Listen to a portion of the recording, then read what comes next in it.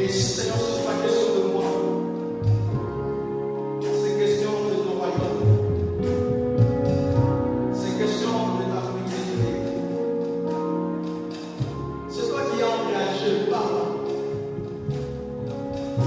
Utilise-moi, Seigneur, comme un Saint-Esprit pour glorifier ton nom, pour magnifier ta grandeur, pour déclarer au monde que tu es fidèle, pour déclarer au monde que tu es mon berger et que je ne manquerai de rien.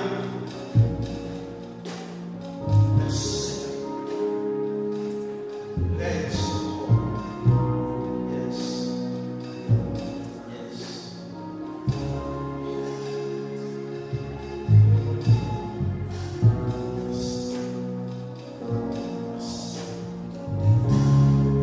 J'aimerais aussi mettre ça.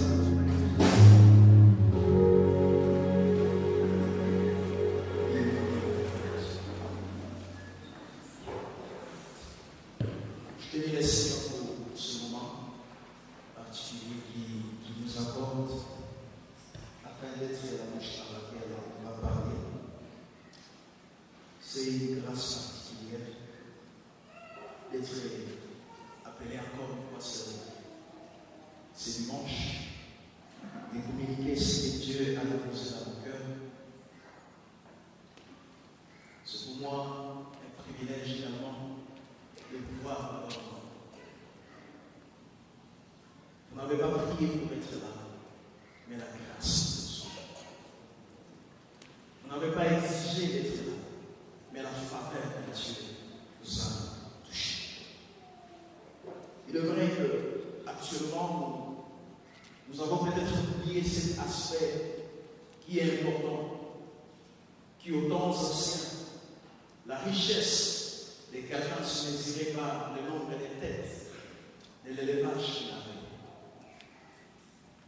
Il est vrai que depuis les temps, nous avons oublié qu'il fallait doter quelqu'un avec de vaches naturelles ou de chèvres naturelles, pas l'argent. Il est vrai que depuis les temps, nous avons oublié que dans nos parcelles, on devait avoir à côté de nos parcelles l'élevage qui témoignait notre richesse. Mais tout cela, c'était pour nous servir d'exemple. Et ma prière est qu'à la fin de mon message, que tu comprennes quelle est la pensée de Dieu. Ma prière est qu'à la fin de ce message, que tu réalises que toutes ces choses, j'ai aimé ce que l'officiel nous a dit, Dieu nous parle même par la nature. C'est ainsi que, bien-aimés dans le Seigneur, je veux nous inviter à lire avec moi cette portion des Écritures. Nous sommes dans le livre de Psaume, et passage que vous connaissez bien, et passage que peut-être nous aimons réciter, et passage que nous utilisons souvent. Le Psaume 23. C'est un passage que souvent même avant de commencer un voyage, je vois toujours les gens dire l'Éternel est mon berger. Je ne manquerai de rien. Il me fait reposer dans le vert pâturage. Il me dirige près des eaux paisibles. Il restaure mon âme. Il me conduit dans les sentiers de la justice à cause de son nom. Quand je marche dans la vallée de l'ombre de la mort, je ne crains aucun mal car tu es avec moi. Tu es avec mon tablette et ton bâton me rassure. Tu dresses devant moi une table à face de mes adversaires. Tu huiles ma tête et ma coupe de bord. Oui, le bonheur et la grâce m'accompagneront tous les jours de ma vie. Et j'habiterai dans la maison de l'Éternel jusqu'à la fin de mes jours. Souvent nous aimons utiliser ce passage, mais j'aimerais que nous puissions entrer dans la profondeur même de ce passage ce dimanche. Je voudrais que nous puissions comprendre quelle est la pensée de Dieu derrière ce passage. C'est ainsi que Dieu a déposé dans mon cœur un hymne intitulé « Mon Dieu était bon berger ». Mon Dieu était bon berger. Vous êtes sans ignorer que ce passage, c'est l'œuvre du roi David. Mais si nous pouvons parler de la vie de David de David est subdivisée à 3 grandes dimensions. La première des dimensions, c'est la partie avant même qu'il ne soit roi comme roi. La seconde, c'est cet aspect où il est roi comme roi. Et la troisième, c'est cet aspect où il est maintenant établi comme roi. Je répète, la vie de David est caractérisée par 3 grandes étapes, 3 grandes périodes importantes qui vont nous servir d'exemple de ce dimanche. La première des parties, c'est cette partie où il est inconnu par tout le monde. La seconde partie, c'est cette partie où, et bonsoir, quelqu'un qui n'a jamais connu, il s'appelle Samuel, va venir et va verser l'huile sur sa tête. Et après cette étape, c'est ce qui inaugure le moment peut-être qu'il va aller entre vallée et montagne. Il va connaître ce moment difficile, il va connaître ce moment entre l'espoir et le désespoir. Mais la troisième des grandes parties, c'est ce qui prouve la fidélité de Dieu. Quand Dieu a dit une chose, il est derrière sa parole pour l'accomplir. C'est lorsqu'il sera établi comme roi. Mais parlons d'abord de la première étape. Cette personne de David, la Bible nous dit ce qui suit. En 1 Samuel chapitre 16, si vous lisez ce péricope, vous allez comprendre qu'il a été même oublié par sa famille. Alors qu'on va demander à son père de présenter tous les enfants de la famille, le père ne sachant pas peut-être où était son fils, il va aller jusqu'à l'oublier. Et jusqu'au moment où le serviteur de Dieu, Samuel, va poser la question, il va dire ceci, le verset 11 nous dit ceci, sont-ils tous là tes fils? Mais quand j'essaie de réfléchir là-dessus, je me rends compte que David n'était pas seulement oublié à cause de peut-être des défauts qu'il avait, mais c'est parce qu'il avait une chose qu'il faisait que tout autre ne faisait pas. C'était un berger. Et c'est ce qui m'a poussé à comprendre que cette passion pour garder les troupeaux, cette passion pour garder les brebis, pouvait laisser à ce qu'il manque même des occasions que les autres, ou les avantages que les autres pouvaient avoir. Vous savez, quand on a la passion pour quelque chose, on peut oublier même l'extérieur. Le second aspect que nous trouvons pour la vie de David, et qui nous prouve ce courage, c'est ce que nous retrouvons en 1 Samuel chapitre 17, le verset 28. Alors que David, peut-être c'était un moment de pause, il se décide de rentrer à la maison, son père va l'envoyer vers ce frère sur les champs de bataille contre contre Goliath. Et ce qui va se passer de l'autre côté, alors qu'il arrive, il y a quelqu'un qui va lui rappeler ce qu'il doit faire. Il va lui rappeler sa responsabilité. Sa responsabilité peut-être n'était pas de venir assister. Et écoutez ce qu'il va lui dire au verset 28. Et il y a son frère aîné qui l'avait entendu parler à ces hommes, fit afflamer de colère contre David et lui rappela ce qu'il devait faire. Il dit ceci, pourquoi es-tu descendu et à qui as-tu laissé ce peu de brebis dans les déserts? Je ne me concerne pas avec les restes, mais il y a des choses que nous devons comprendre. Eliab essaie de montrer à David que pour toi, ce qui te convient, la responsabilité que peut-être la famille t'avait déjà confiée, c'était de garder les troupeaux. Mais la deuxième des choses, c'est le nombre de troupeaux qu'Eliab va montrer. Il dit, ce peu de brebis. Malgré la quantité peut-être minime de troupeaux, David n'a pas cessé de montrer son attachement envers ces troupeaux. Et c'est ce qui va me pousser à comprendre la troisième dimension. David, le fait qu'il avait de la passion, le fait qu'il répondait à ses responsabilités, il ne manquait pas la troisième dimension qui était les sacrifices.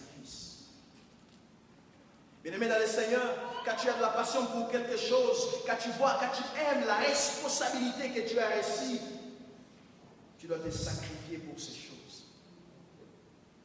S'il faut comprendre les gens qui n'aiment pas les choses, voyez leur degré de sacrifice avec ces choses.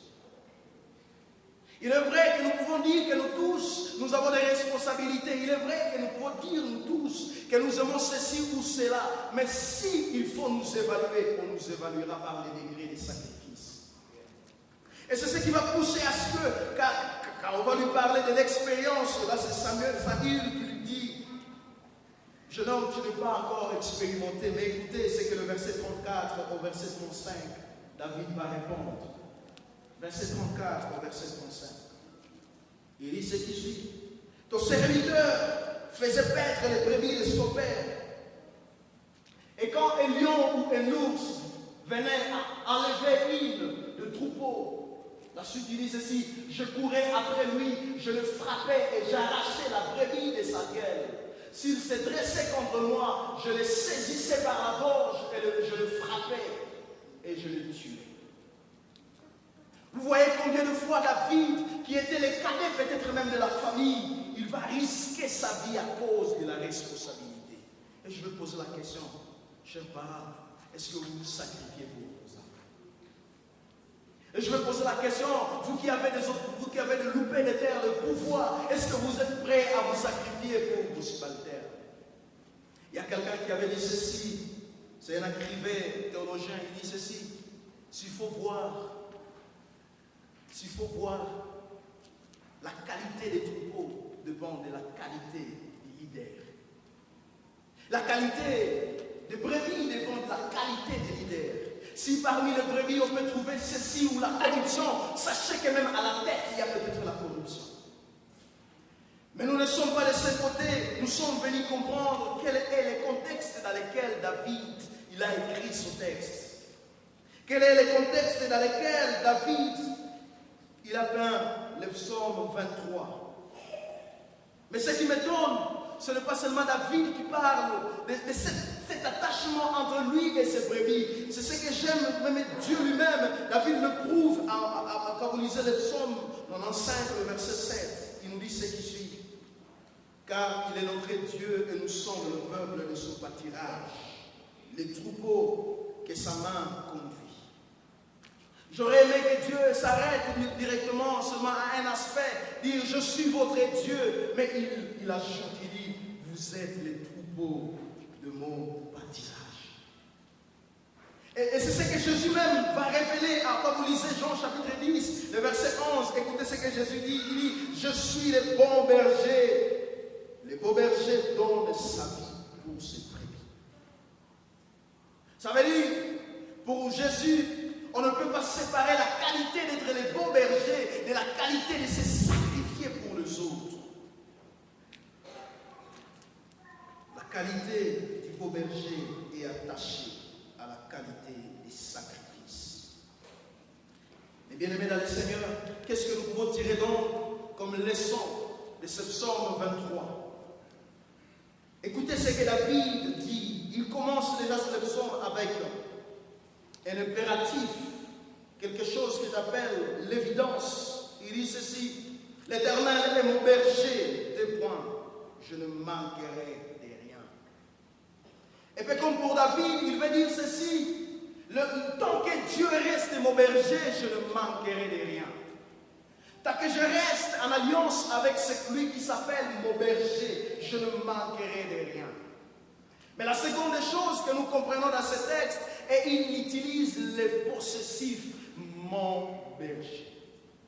Ça veut dire qu'il y a une relation entre la brebis qu'on appelle David et le berger qu'on appelle Dieu lui-même. Voilà même le pourquoi de cet homme. Mon Dieu est le bon berger. Mais qu'à cela ne tienne, qu'est-ce qu'on peut retenir? La première chose qu'on peut retenir comme qualité de beau berger. Le beau berger pourvoit à tout temps aux besoins de ses brebis. Je dis bien la première des qualités qu'on peut retenir du beau berger comme évaluation. Le beau berger pourvoit à tout temps aux besoins de ses brebis. Et c'est ce que nous voyons quand David dit « Je ne manquerai de rien ». Mais qu'est-ce donc ce que David est en train de signifier? Écoutez ce que le verset 2 nous dit. Il me fait reposer vers le vert pâturage. Il me dirige près des eaux paisibles. Arrêtons-nous à ces niveaux. Bien-aimés dans le Seigneur, Dieu, il est le Dieu comme berger parce que également aussi et surtout, il pourvoit à nos besoins physiques. Pourvoir à nos besoins physiques, Nous le voyons quand il dit il nous conduit vers le pâturage. J'aurais aimé qu'il dise il nous conduit vers le pâturage. Mais ce que j'aime, c'est qu'il dit il spécifie le type de pâturage, le vert pâturage. Vous savez, il y a la différence entre la nourriture avec N minuscule et la nourriture avec N majuscule. Vous pouvez donner de la nourriture, mais quand on vient évaluer, on constate que quelqu'un est encore poichocoré. Mais je parle ici de vert pâturage. Cette nourriture qu'il faut, cette nourriture qui a des protéines. Mais Dieu sait également qu'après avoir mangé, quelqu'un a besoin de prendre de l'eau. Il nous dirige vers des eaux paisibles. Vers les eaux paisibles. Bien-aimés dans le Seigneur, cet aspect physique, c'est ce qui peut-être manque à beaucoup de gens. Cet aspect physique, j'allais dire, c'est ce qui peut-être nous donnons même à nos enfants, nous donnons même à nos chrétiens, nous donnons même à la société. Mais ce que j'aime de Dieu, il dit, quand vous lisez Matthieu chapitre 6, j'aimerais que vous le projette, Matthieu chapitre 6, le verset 25 au verset 26. C'est Jésus qui parle. Matthieu chapitre 6, le verset 25 au verset 26. C'est pourquoi je vous l'ai dit, ne vous inquiétez pas pour votre vie de ce que vous mangerez, ni pour vos corps, de quoi vous serez vêtus. La vie n'est-elle plus que la nourriture et le corps plus que le vêtement? J'aime le verset suivant, il dit ceci. Regardez les oiseaux du ciel, ils ne sèment ni ne moissonnent, ils ne amassent rien dans les greniers, mais votre Père céleste le nourrit. Ne valez-vous pas beaucoup plus que eux? Ce besoin primaire, ce besoin de la nourriture, c'est ce que beaucoup de personnes peut-être oublient la fidélité de Dieu. Mais bien aimés dans le Seigneur, je suis venu vous dire, ne vous inquiétez de rien. Quand je formule la prière, je dis, je vaux mieux que l'oiseau. J'ai de la valeur que l'oiseau. Et à un certain moment, quand je suis à ma maman, parce que le fait que David dit, je ne manquerai de rien, ne signifie pas forcément que tu ne vas pas manquer de quelque chose. Je vais expliquer dans la suite. Mais quand je me retrouve au moment où il y a l'obstacle devant moi, je dis, Seigneur, je la valeur de l'oiseau. Et donne-moi de quoi manger. Ce matin, je suis venu présenter l'Éternel qu'on appelle héberger. Vous allez réaliser avec moi, bien-aimés dans le Seigneur, que entre la brebis et le berger, qui ne dort pas? Entre la brebis et le berger, celui qui ne dort pas, c'est le berger. C'est celui qui chaque nuit se pose la question, où est-ce que je vais amener mes brebis demain? Mais le problème est que tu ne dors pas parce que tu as voulu prendre la place du berger. Amen. Amen.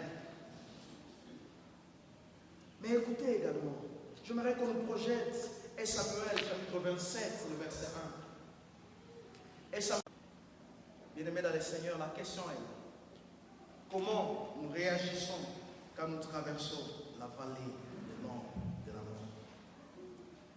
Comment nous réagissons? Troisième aspect par rapport à cette qualité de guide. David dit, je n'ai créé aucun mal car tu es avec moi. Cet aspect d'être avec lui n'est pas forcément la présence physique. Vous savez, il y a des chrétiens qui veulent comprendre qu'ils sont avec Dieu car Dieu est agi. Mais je suis venu parler de comprendre que Dieu est là, même lorsque tu ne vois pas qu'il est là. Cet aspect de comprendre que Dieu agit, même lorsque tes yeux ne voient pas que Dieu agit. C'est ce qui me pousse à lire Jean chapitre 10, le verset 4. Jean chapitre 10, le verset 4. Écoutez ce que Jésus dit, il parle du beau berger, il dit ceci, lorsque lui, il fait sortir toutes ses propres brebis et qu'il marche devant elles, les brebis les suivent. J'aurais aimé qu'ils disent, les brebis les suivent parce qu'ils le voient. J'aurais aimé qu'ils disent les brebis le suivent parce qu'il a la nourriture. J'aurais aimé qu'ils disent les brebis le suivent parce qu'il a déjà répondu à leurs besoins. Mais la Bible nous dit ceci, les brebis le suivent parce qu'elles connaissent sa voix. Parce qu'elles connaissent sa voix. Bien aimé, il ne s'agit pas de voir, mais il s'agit d'attendre la voix. Vous savez, nous pouvons avoir tous les oreilles, mais nous tous, nous n'attendons pas la même chose. Nous pouvons avoir tous les mêmes oreilles, mais nous tous, nous n'avons pas les oreilles spirituelles. Ce qui m'a frappé d'étonnement, c'est ce qui s'est passé cette semaine. Ça s'est passé dans la route entre Beni et Bunia. Je suis convaincu que la plupart d'entre vous ont suivi cette vidéo d'une dame. Moi, je ne me suis pas focalisé sur ce qui s'est passé, mais je me suis focalisé sur ce que la dame s'est lamentée. Elle était dans le véhicule. Combien ont suivi cela? Elle a dit une chose, elle a dit ceci. Et pourtant, tu m'avais prévenu. Mais moi, je fais dire, j'ai endurci mon cœur, et voilà ce qui m'arrive. Nombreux n'ont pas saisi ça. Mais moi, j'ai saisi ça. Pourquoi? Elle a eu les oreilles pour attendre, mais elle a bafoué la voix. Combien de fois nous sommes tombés dans des pièges parce que nous ne sommes pas en mesure d'aiguiser nos oreilles. Alors que le berger nous a dit, ne fais pas ceci, mais nous avons fait cela. Et quand ça n'arrive qu'à nous, nous disons, Seigneur, tu nous as laissés. Non, tu as quitté la bergerie. Ça, son aval. Tu as quitté la bergerie, ça, son aval. Bien-aimés dans le Seigneur, ce qui compte, c'est la capacité de la brebis à attendre. Cette capacité de la brebis à attendre. Malgré la vallée de l'ombre de la mort, malgré tout ce que nous pouvons connaître comme défi dans la vie, ayons toujours cette capacité d'attendre de Dieu. Parce que c'est dans cette capacité d'attendre qu'on peut voir la houlette qui n'est pas physique, forcément physique. Qu'on peut voir le bâton qui n'est pas forcément physique. C'est vrai, nous récitons ce passage. Il dit, quand je marche dans la vallée de l'ombre et de la mort, je ne crée aucun mal, car ta houlette et ton bâton me rassurent. Est-ce que tu as déjà vu ce bâton? Qui a déjà vu ça? C'est cette capacité spirituelle à lire les signes des temps. C'est cette capacité spirituelle à attendre que quand Dieu dit quitte et ne quitte pas. C'est que j'aime qu'à dans la marche des enfants d'Israël dans les déserts, la Bible nous dit ceci, ils ne bougeaient que quand Dieu disait de bouger. On ne pouvait pas se réveiller bon matin et dire non, il n'y a plus de nourriture, bougeons d'ici. Non, qui vous a dit de bouger? Malheureusement, nous avons beaucoup de chrétiens qui voyagent sans l'ordre des missions du berger. Malheureusement, nous avons beaucoup de gens qui vivent leur vie sans l'ordre des missions du berger. Ma prière est que vous puissiez comprendre ce que Dieu cherche derrière cela. La troisième des choses et la dernière des choses, notre berger nous oint jusqu'à l'abondance. Notre berger nous oint jusqu'à l'abondance. Et c'est ce qui les pousse. Quand on parle de l'onction, l'onction ne peut être donnée que pour accomplir une mission. On ne peut pas donner l'onction pour la garder. On donne l'onction pour accomplir une mission. Nous voyons cela dans la vie de David, alors que David va passer maintenant à la vie royale. On va le oindre comme roi. 1 Samuel chapitre 16. Mais dans ce contexte, ça m'étonne. Quand vous lisez le verset 5, il dit ce qui suit. Tu dresses devant moi une table à face de mes adversaires et tu d'huile ma tête et ma coupe de bord. Je vais nous poser quelques questions réflexionnelles. Est-ce que quelqu'un peut manger avec stabilité alors que les ennemis sont en face de lui? Les ennemis sont à ta porte, mais tu manges avec stabilité. Jusqu'à faire déborder ta coupe. Est-ce que c'est possible? Cette qualité appartient aux gens qui savent qu'il faut l'onction pour vivre cette vie. Vous savez, tout le monde ne réagit pas de la même façon devant les épreuves. Les shalom dépend de quel type d'onction tu as. Les shalom dépend de quel type d'onction tu as. Je n'ai pas honte de le dire. Je ne l'ai pas prévu, mais je vais le dire quand même. Parce que vous êtes des modèles pour moi. Lorsque vous avez traversé la vallée de l'ombre de la mort au mois d'août de l'année passée, je vous ai vu rester fidèle à vous-même. Nombreux gens lui ont suggéré de quitter la maison parce qu'on allait brûler la maison, mais il ne l'a pas fait. Tu dresses devant moi une table à face de mes adversaires. Bien-aimés dans le Seigneur, la seule chose qui nous manque, c'est quand les adversaires sont en face de nous. La question, où est-ce que nous courons? Au lieu de chercher l'onction du berger, nous cherchons les refuges ailleurs. Que Dieu bénisse, pasteur, sur le message de dimanche passé, où tu nous as montré que les remparts n'est que Dieu lui-même. Malheureusement, la plupart d'entre nous cherchent à aller ailleurs.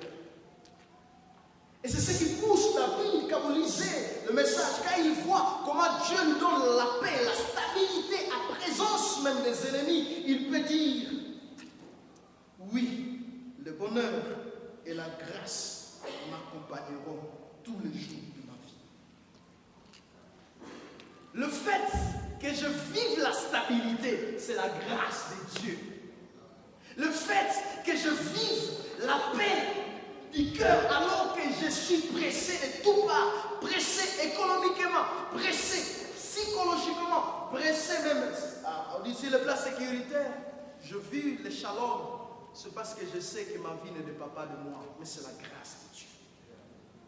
C'est parce que je sais que tant que je reste en alliance avec le berger et que je reste dans la bergerie, le bonheur est avec moi, je ne crée aucun mal, car tu es avec moi. C'est parce qu'il reconnaît aussi et également que la présence de Dieu, c'est l'unique endroit où il y a la sécurité. Quand il parle de la présence de Dieu, il ne parle pas de cette église parce qu'on aurait déménagé dans cette église, mais il parle de la communion permanente avec les bergers. Savoir qu'on est toujours en relation permanente avec les bergers. Bien-aimés dans le Seigneur, alors que je finis mon message, je voudrais revenir sur les trois choses. Le berger, c'est la personne qui pourvoit aux besoins de ses amis. Et nous avons vu combien de fois ta vie est un témoignage de combien de fois Dieu a pourvu à tes besoins physiques, mais également dans sa présence, il restaure ton âme. La deuxième des choses, nous devons comprendre que Dieu, celui que nous appelons notre Dieu, c'est un berger qui nous guide. Et quand il nous guide, ce qui nous manque, ce qu'il nous demande ce matin, c'est de lui faire confiance. Même si le monde autour de moi s'écroule, même si je ne vois rien, je ne pose pas de questions. Mais je dis, Seigneur, ma vie est entre tes mains. J'aime le psalmiste 121, le verset 1er au verset 2, il dit ceci: je lève mes yeux vers les montagnes, d'où me viendra le secours. Le secours me vient de l'Éternel qui a fait les ciels et la terre. Quand il parle de ce Dieu qui est le secours, il veut montrer une chose importante. Comme Dieu a fait les ciels et la terre, rien ne peut l'échapper. Et la troisième des choses, il sait que quand nous sommes faibles, il nous faut l'onction. L'onction, c'est cette participation du Saint-Esprit dans notre vie pour nous diriger, pour nous guider. Bien-aimés dans le Seigneur, nous avons besoin de cette onction. Nous avons besoin de cette capacité spirituelle à vivre même sous la tempête, à vivre même dans le feu, à vivre même dans la fournaise. Ce matin, ce message est adressé à nous tous. Est-ce que nous reconnaissons les trois qualités dans la vie de Dieu? Si nous reconnaissons ces choses, faisons-lui donc confiance. Faisons-lui donc confiance afin de dire avec les psalmistes, oui, le bonheur et la grâce m'accompagneront tous les jours de ma vie. Et j'habiterai dans la maison de l'Éternel jusqu'à la fin de ma vie. Parce que nulle part ailleurs, il n'y a pas la sécurité.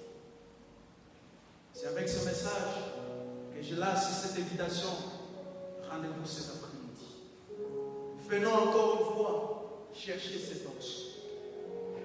Venons encore une fois implorer la présence de Dieu, qu'il nous transforme et qu'il nous équipe afin de vivre le shalom, même dans ces tourments.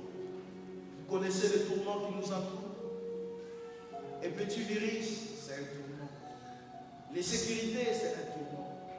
La crise, c'est un tourment. Tous les défis que vous connaissez, ce sont que les tourments. Mais je crois, pour ceux qui ont l'option, ils peuvent dire oui, le bonheur, malgré les tourments et la grâce de Dieu, m'accompagneront tous les jours de ma vie. Que Dieu bénisse.